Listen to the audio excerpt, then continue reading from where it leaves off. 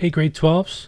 This is going to be lesson 16, and I'm going to go over some of the key concepts in there. Some of them are private variables that you haven't seen before. You can use private methods as well. And we're going to look at sales tax. So I'm going to switch to my IntelliJ view for a moment. It's going to be my desktop capture. So hopefully you can see that okay. And I'm going to make a new project. So File, New, Project, Sales Tax. So from here you can just select Next. I'm not changing anything. We don't need a template. Go to Next. Call the project Sales Tax. Go to Finish. I already have one, but that's okay. Okay, I'm going to call mine Sales Tax 2 just because I did have something like that earlier. New project. So from here, we'll use the drop down, go to SRC, right click, and select New Java class, Sales Tax. I should be allowed to do that. Okay. So we're going to make a few state variables now. So the state variables are variables that are used inside of the class. If they're public, then they're available anywhere, including the main method later on. If they're private, which we haven't seen yet, if they're private, then they're only available inside of the class where they're created. So we're going to have a couple things. So first of all, public, because it's sales tax, we want to have, we're going to have how much does the tax cost, and also the grand total. We're going to have those two things. So we'll have public double tax and public double grand total. Then we're going to have private. And you could use public here, but because I'm trying to show you how private works, I'll use private. In this case, it's appropriate to use it when we're doing tax rate. Tax rate is something that the user doesn't have, the person who's using your method or class doesn't have to see. So private, and it's going to be a double. So private double tax rate, and I'm going to set it equal to 0.13. So those are going to be our state variables where tax rate is not available. You can't see it, and you can't change it for sure outside of this class. So when we use our main method later on, it won't be accessible. But we're going to be using it for a calculation that other things rely on. So you'll see that in a moment. Okay, just give me a second. Okay, we're going to make the constructor next. I put a comment there as well. So this is only available in the tax rate that is private. Because it's private, it's only available inside the class where it was declared. The constructor is going to be used. So whenever you make a constructor, this is how we get information from with using parameters. So if you want to use a parameter for your sales tax, we want to use a parameter. We want the user to be able to enter the cost of the item as a parameter.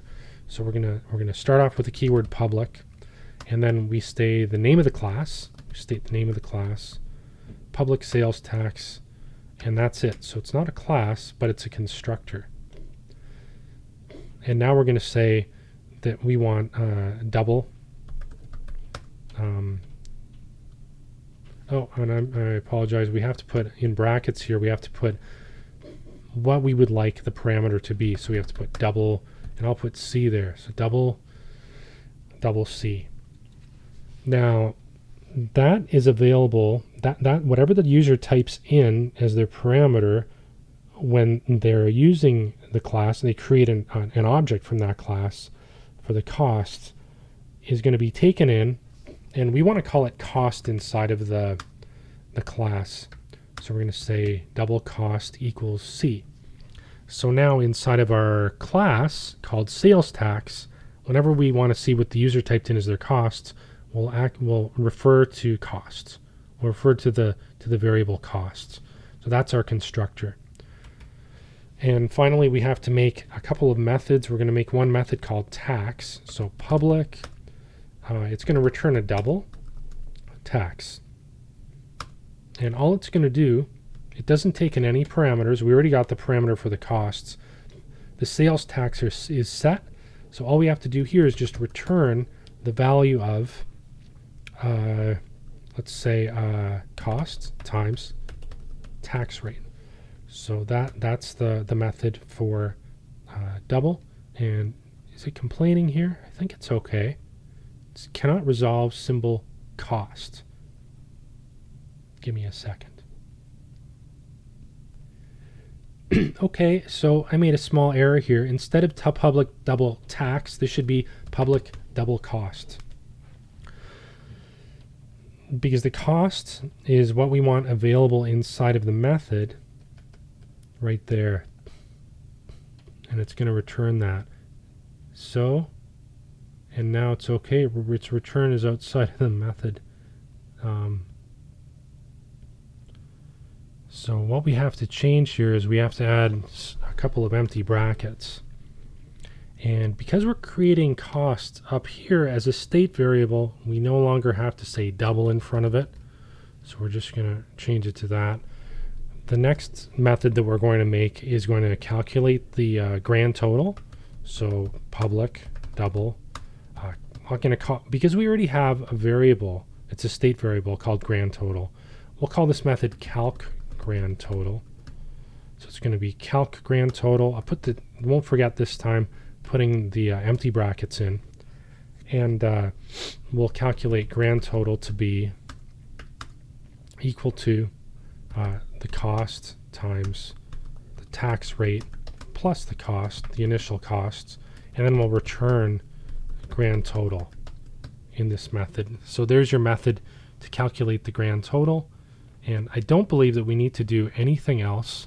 I've got my little cheat sheet here. And now that's it. So we're done our original class. We're going to create a class now where we can test it out. So if you right-click on SRC, can you see everything that I'm doing? Yeah, I think you can. Right-click on SRC, new Java class, and we'll call it tax test. So tax tests, we'll be able to create a sales tax object. So we'll say sales tax, how about my cost is equal to, now the left side of the equal sign is declaring the new object from the class. So a new sales tax type object called my cost. And the right side of the equal sign is creating it, instantiating it. Creating an instance of that, so really making it tangible. So new sales tax, and remember we put in that parameter there, so it's going to expect a parameter that's the cost. So let's say it's an item that's $9.99. So well, system.out.println, we could put in the tax will be, put a plus sign in there, because remember in Java, when we're concatenating or joining together things inside of a println statement, there'll be strings, right? And we'll use the plus sign to do that. And we'll say my cost, because that's the name of our item, dot, and it should give us a key. I'm surprised it's not telling us what the name of the methods are. But my cost is from our sales tax object. We had two methods there. We had a method called tax, and we had one called calc grand total. We want tax, and two empty brackets, I believe. So let's see if that works. Now, how do we run this? We go to run, and we'll say just run.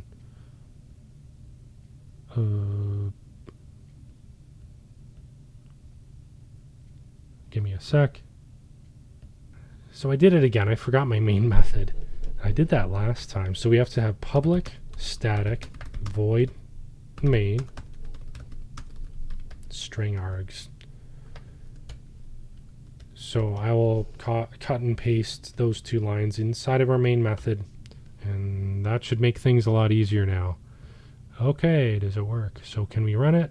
Yes. So we're going to run tax test, and we should get what the tax is on $9.99, in the terminal, and it looks like the tax will be, and it's not formatted, it's in its raw form. We're also going to see how to put it to exactly 2 decimal places. So $1.30. Okay. How about we then we say on our next line, we'll see how to format it correctly in a moment. The grand total will be my cost dot, and remember it's calc grand total, right? Calc grand total, and that should return the grand total variable. After that is created, you could if nothing else changes after this line, if you ever want to access the value of the grand total again, you could use just the state variable dot grand total. Okay, so when we run it, and we get both values now, and the next step that we're going to do is to see how to format that nicely for currency. Okay, so we'll see that now. So instead of using the print line statement, we're going to use a new statement called printf. Printf allows us to do some formatted printing. And I'll be honest with you, I've done this for years and I always have to look it up. I did look it up. I didn't memorize it because I only teach this course once a year. And we're going to do the $sign. That's just going to print a $sign. But here's where things get different. We're going to put in %.2f. And what that will do is it'll format the whatever variable we're sending into printf to exactly 2 decimal places. And you also have to tell it to do a new line character. So print line automatically puts in a new line character, but we have to tell printf to put in a new line character. And now we're just going to do, well, the value that we had on the previous line, my cost dot calc grand total, semicolon. So I'm going to now put a comment in front of this line, and let's just see if it calculates the grand total correctly.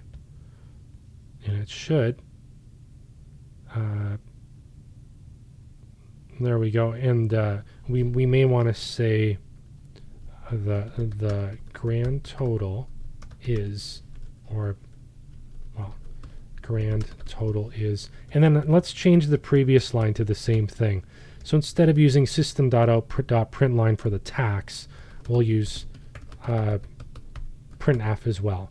So we'll say the tax on this item is $sign %.2f \n, comma, my cost dot tax. And that's it. I don't trust myself, so I'm going to run it before I end this video just to make sure I didn't make any errors. And okay, I'm going to come back with another video.